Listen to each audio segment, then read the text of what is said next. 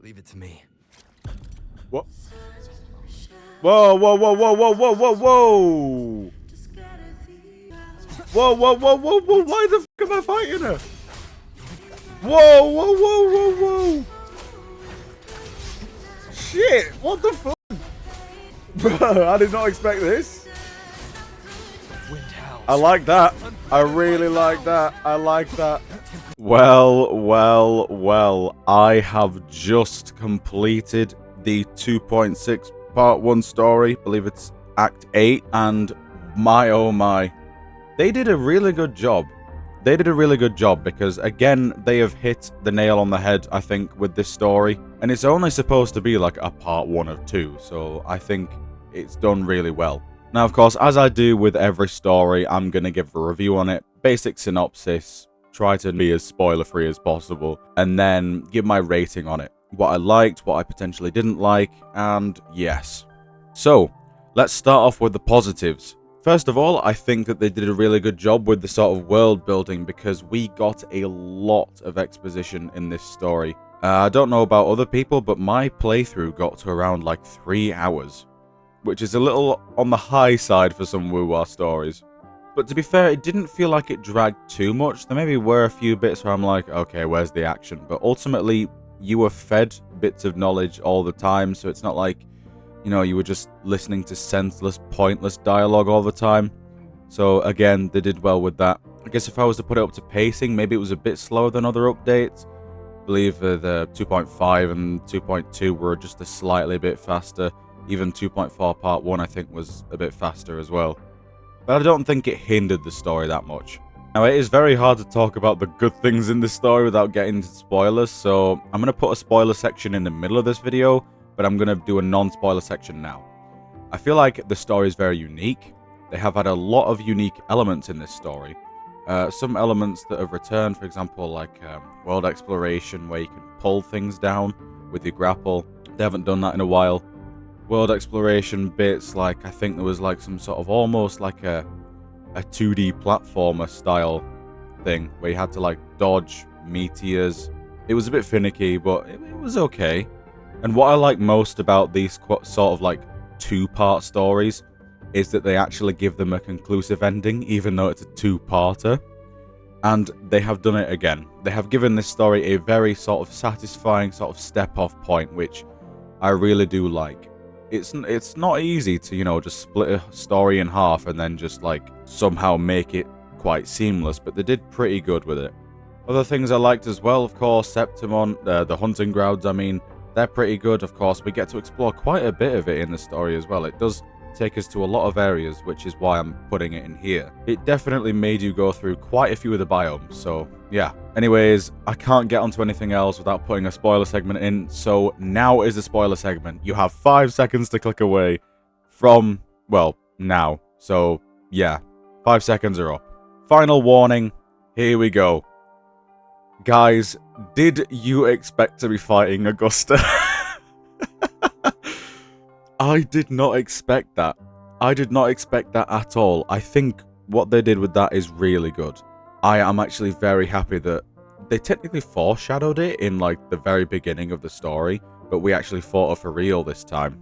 And there was one point where we chucked our sword at her, and I was like thinking, oh my god, fell over. I was thinking that, but she survived that one.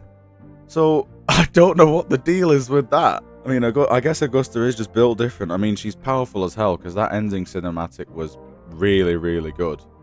There was sort of like the weight of Septimon's swords defeating the false sovereign like that and absolutely just destroying half the map. That was really good as well. I like the bits with Yuno as well. Sort of, obviously she's not the main focus of the story, Augusta is, so we'll get hers, you know, in phase 2. We got to learn a lot more about Augusta's backstory as well. Obviously, we learned a bit in the Overture quest, but we kind of had it completely fleshed out, because all we knew is that her town was devastated by the Dark Tide, but we don't know any of her life before that. Now we do, which I think is really good. And it ultimately kind of ties into the story as well. Of course it does. I don't necessarily think it was anything like too tear-jerking. I mean, it was a good background. Like, I'll give it that. but I don't think it was anything like devastating, kind of like Frelova's was. Maybe that's because, you know, we have more connection to Frelova than Augusta. I don't know, but I do think Frelova's was just more devastating. But then again, the themes of these stories are different. For example, you've got Augusta, which is about resilience, and then you've got Frelova, which is just about tragedy. So in that sense, I can see that Kuro has definitely wrote it in a way that's different, because technically, you know, both Frelova and Augusta have these sort of tragic backgrounds, but the paths are different, and you can tell, right? They can have the same things happen to them, but they go about it in different ways. Frelova in the way she did, and obviously Augusta in the way she did.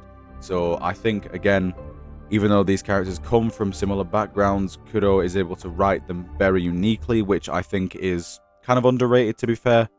What I did like about this story as well, it definitely felt like MSQ.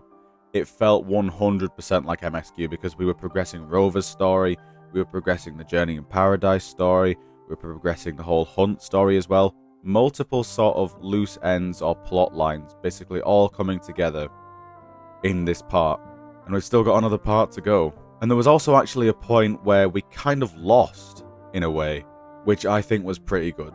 By losing, I mean, like, the plan failed, so I guess it would kind of be like a loss. But anyways, if you guys are going to talk about spoilers, just mark anything with a spoiler tag in the comments. I know you probably shouldn't even be here if you've not played the story, but still, just for those that maybe haven't watched it and, you know, just want to see my thoughts on it.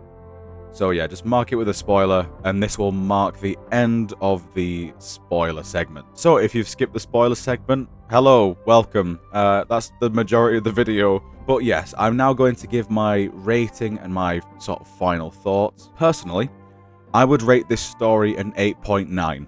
I definitely do feel this story was a slight bit slower. Not saying it necessarily was a detriment, but I did feel it at like some points. Maybe like for a few seconds or so, like I just kept thinking to myself, you know, when are we going to do this, when are we going to do that? But they did well for, you know, the amount of time that they got, because 3 hours, you know, it's easy to get bored in 3 hours, right? I was not bored for like 99.8% of the story, so I think that's really good. But yes, I will give it an 8.9. I gave Frelova's story a 9.4, so you guys can see that relative to that, I suppose. Like, I'll say this story was good, no doubt, definitely. So it's not like a Genazad situation where 7 technically is like quite high in percentage-wise, but, you know, we're not getting into all that again. That was last patch's drama. So yeah, I think a solid 8.9. Could rise to a 9, depending on like what we get in the future, because of course if the part 2, you know, does well, then it might elevate this story a bit. You never know. But for now, I'm gonna give it an 8.9, which I think is a fair rating.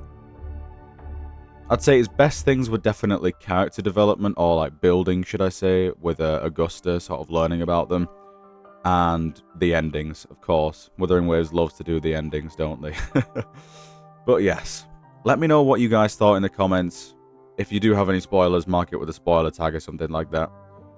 And yes, are you guys pulling for Augusta? Because I'm not. And if you are, then good luck on your pulls. I'm saving for Chisa at the minute. Yes, I'm saving for like 3 patches.